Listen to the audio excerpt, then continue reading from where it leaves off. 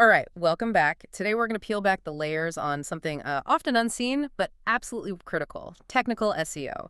It's not just about, checklists. It's really the architecture supporting your whole digital presence, making sure your brilliant content doesn't just sit there, but actually gets seen and, well, thrives in search. So this deep dive into our sources, it's basically your shortcut to mastering this digital bedrock. Precisely. Yeah, content it grabs the headlines, right? Yeah. But the unsung hero is this robust infrastructure underneath. Mm. Our sources are pretty clear. Technical SEO, well, it's the difference between your content being a bit of a secret and being a really well-oiled machine for discoverability. Without it, even great stuff can just poof, vanish from search. Okay, let's unpack that a bit then. Our sources describe technical SEO as, the behind-the-scenes stuff, making sites crawlable, renderable, indexable, secure, fast, understandable to search engines. But for someone listening who, gets the basics already, what's the real game changer in there? What's truly moving the needle for visibility right now?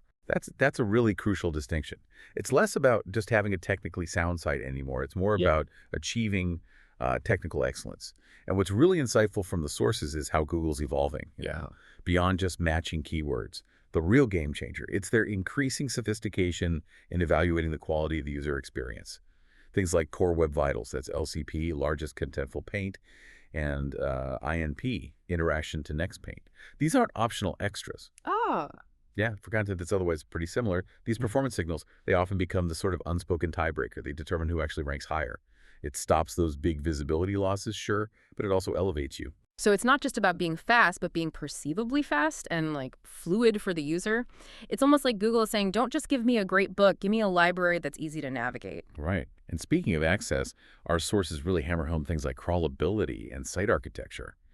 For our audience who are probably past the what is robots.txt stage, what are the common strategic mistakes? Or maybe overlooked opportunities there that can really hold back good content? Excellent point. Yeah, for a sophisticated site, it's rarely about your robots.txt just being flat out invalid.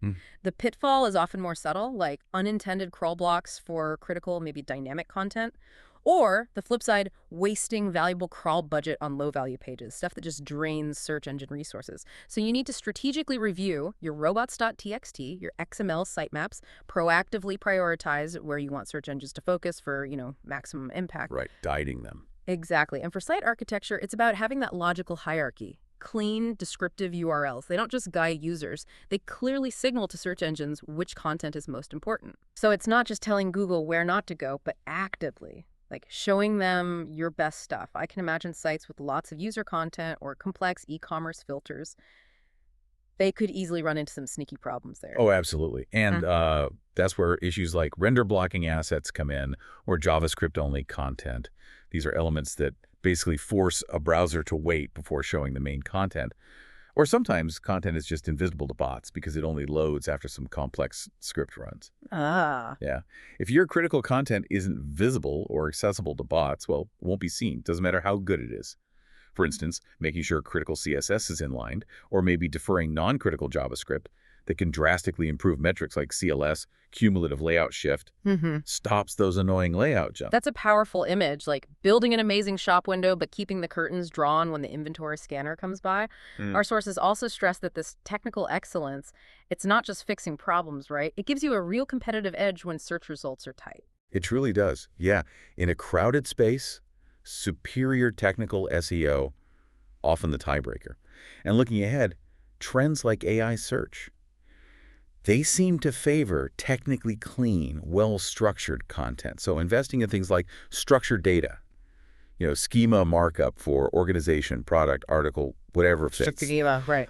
Yeah, it isn't just about visibility anymore. It's about clearly communicating meaning and context to these advanced algorithms. It makes you eligible for rich features, star ratings, event details right there in the search results, pushes your content further, establishes more authority, technically clean, semantically marked up content.